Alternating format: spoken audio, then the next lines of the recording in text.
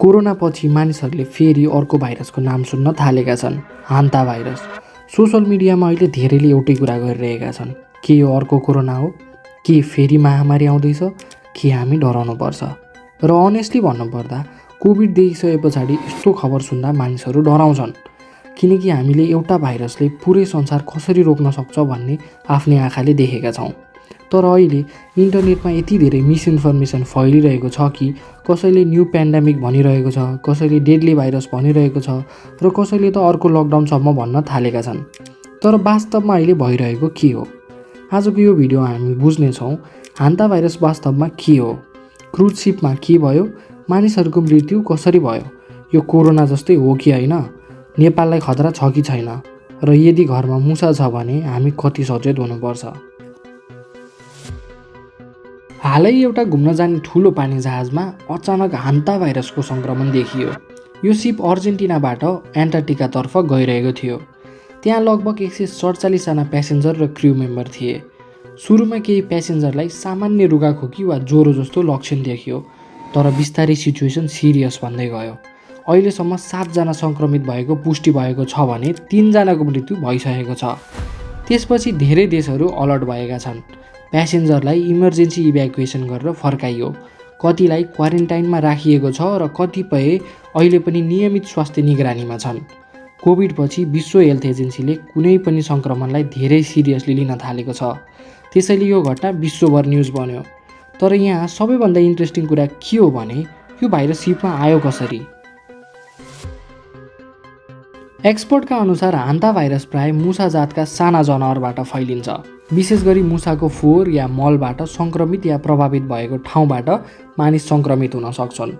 अब धेरै मानिसले सोचिरहेका हुन्छन् मुसाले टोक्यो भने मात्र भाइरस सर्छ, तर होइन। धेरैजसो केसमा मानिसले सङ्क्रमित धुलोको सानो कण साससँग भित्र लिँदा इन्फेक्सन हुन्छ। इमेजिन गर्नुहोस्, एउटा पुरानो स्टोर रुम छ, त्यहाँ धेरै समयदेखि मुसा बसेको छन्। तपाईँले मास्क बिना सफा गर्नुभयो भने त्यो धुलोसँग भाइरस बडीभित्र जान सक्छ।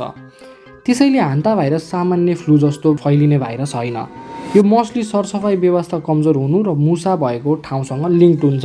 अब सिपमा के भयो भन्ने कुरा गर्दा एक प्यासेन्जरले टापुहरू घुम्न जाँदा सङ्क्रमित वातावरणमा पुगेको र पछि क्लोज कन्ट्याक्टका कारण सीमित फैलावट भएको अनुमान गरिएको छ, किनकि अहिले देखिएको एन्टिस स्ट्रेन नामकको हान्ता भाइरसले limited human to human transmission गर्न सक्छ। अहिले इन्टरनेटमा सबैभन्दा धेरै भइरहेको कुरा भनेकै के यो अर्को कोभिड हो? एन्सर हो होइन। कोभिड-19 हावाबाट धेरै छिटो फैलिन्थ्यो। एकजना इन्फेक्टेड व्यक्तिबाट धेरै मानिसमा सजिलै सङ्क्रमित हुन्थ्यो। तर हान्ता भाइरस यस्तो छैन। यो भाइरस सामान्यतः मुसा जातका साना जनावरबाट फैलिन्छ।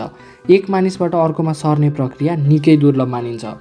एक्सपर्टको अनुसार अहिले देखिएको एन्टिस स्ट्रेन मात्रै धेरै नजिकको सम्पर्कमा सर्न सक्छ।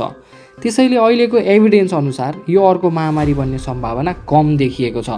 त्यसैले प्यानिक गर्नुपर्ने अवस्था अहिले छैन, तर सचेतना चाहिँ आवश्यक छ, किनकि गम्भीर अवस्थामा यो भाइरसले फोक्सोमा असर गर्न सक्छ, सास फेर्न धेरै गाह्रो हुन सक्छ, कतिपय अवस्थामा रेस्पिरेटरी फेलियर पनि हुन सक्छ र यसको एन्टिडोट पनि छैन। त्यसैले यसलाई कम्प्लिटली इग्नोर गर्नु हुँदैन। अब हाम्रो लागि इम्पोर्टेन्ट क्वेसन, नेपालमा खतरा छ कि छैन? हालसम्म नेपालमा कुनै कन्फर्म केस छैन। इन्डियामा पनि ठुलो आउटब्रेक देखिएको छैन। तर नेपाल जस्तो देशमा विशेष गरी गाउँघर, पुरानो गोदाममा, धान वा खाना स्टोर गर्ने ठाउँमा मुसा धेरै हुने सम्भावना हुन्छ। त्यसैले व्यक्तिगत सरसफाइ मेन्टेन गर्नु धेरै इम्पोर्टेन्ट हुन्छ। एक्सपर्ट्सले केही सिम्पल बच्ने उपायहरू बताएका छन्।